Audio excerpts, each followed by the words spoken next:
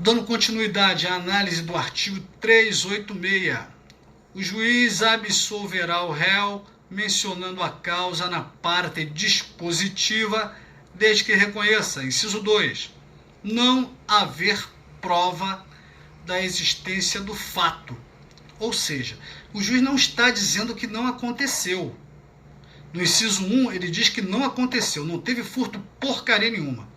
No inciso 2, ele está dizendo, olha, pode até ter acontecido, mas não tem prova, então tem jeito. Ou seja, é uma decisão fundada na dúvida, em dúbio pro réu. Na dúvida, vou absolver o réu. Essa decisão absolutória, fundada na dúvida, no indúbio pro réu, não vincula o juiz cível. O juiz cível, não obstante, o Caio pega a cópia da sentença absolutória transitada em julgado, leva lá para o juiz cível para que ele não o condene a pagar 50 mil para a Mévia, o juiz cível vai dizer, dane-se, vou condenar assim mesmo, porque essa sentença penal absolutória, fundada no inciso 2 do artigo 386, não me vincula, porque o juiz não teve certeza, julgou com base na dúvida. Inciso 3, o juiz absolverá o réu. 3, se o fato não constituir infração penal. Gente, quando o juiz fundamenta no inciso 3, ele está dizendo o seguinte, olha, esse fato atribuído ao Caio não é um fato penalmente típico, é um fato atípico, é um indiferente penal, não é infração penal, não teve tipicidade. Por exemplo, o Caio é acusado de ter casado com Mévia, aqui no Rio de Janeiro, e que é casado com Drívia, lá no Acre. Uma das duas descobre a bigamia e procura a delegacia que indicia o Caio pelo crime de bigamia. O promotor propõe a ação penal pelo crime de bigamia e no curso da ação penal, a defesa de Caio junta cópia de uma sentença cível determinando o reconhecimento da nulidade de um dos casamentos. Então, um dos casamentos não valia.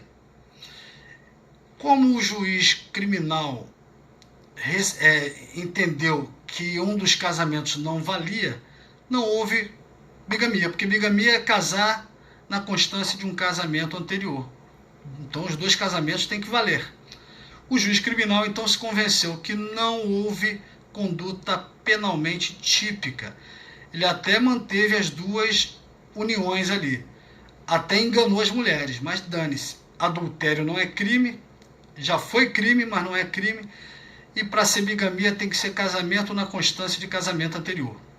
Não pode ser casamento e uma união estável. Na verdade, união estável não, concubinato. Porque para ser união estável não pode ser casado. Não pode ter impedimento ao casamento. Pelo que eu lembro das aulas de civil. Nunca mais estudei isso, mais de 10, 15 anos.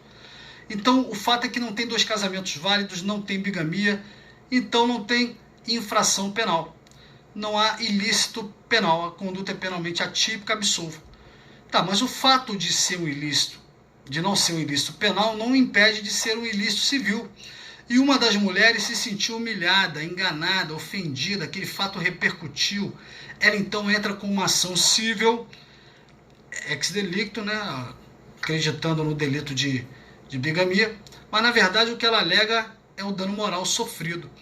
O juiz cível pode muito bem condenar o Caio a reparar o dano moral, ainda que ele tenha sido absolvido da questão criminal, mas a sentença criminal que absolve reconhecendo a atipicidade da conduta, ou seja, que não foi infração penal, ou seja, fundada no inciso 3 do artigo 386, não vincula o juiz.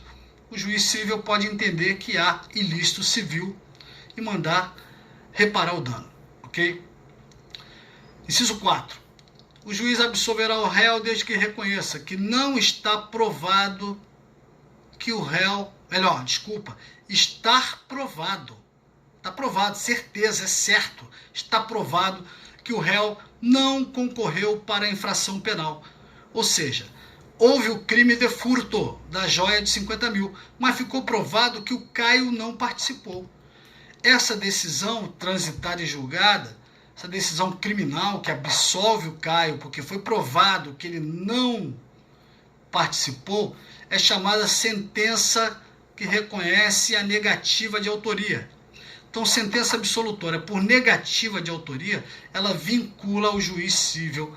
Eventual ação cível contra o Caio para que ele repare o dano vai ter que ser julgada improcedente. Inciso 5.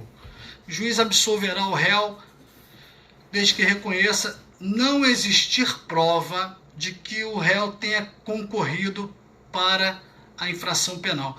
Aqui está dizendo o seguinte, olha, estou na dúvida, eu, juiz criminal, estou na dúvida. Pode ser que o Caio tenha participado, mas não tem prova. Porque se tivesse prova de que ele não participou, eu não teria dúvida. Eu absolveria com base no inciso 4. Não tem essa prova. Realmente estou na dúvida. Na dúvida eu absolvo. Absolvo com base no inciso 5. Não existir prova de ter o réu concorrido para a infração penal. Essa decisão criminal não vincula o juiz cível, não, porque é uma decisão fundada na dúvida. O juiz cível, em eventual ação de reparação, pode muito bem condenar o réu a pagar, a reparar. Dito de maneira mais técnica, pode julgar procedente a ação civil promovida por Mévia buscando a reparação do dano causado, ok? Vou dar um intervalinho.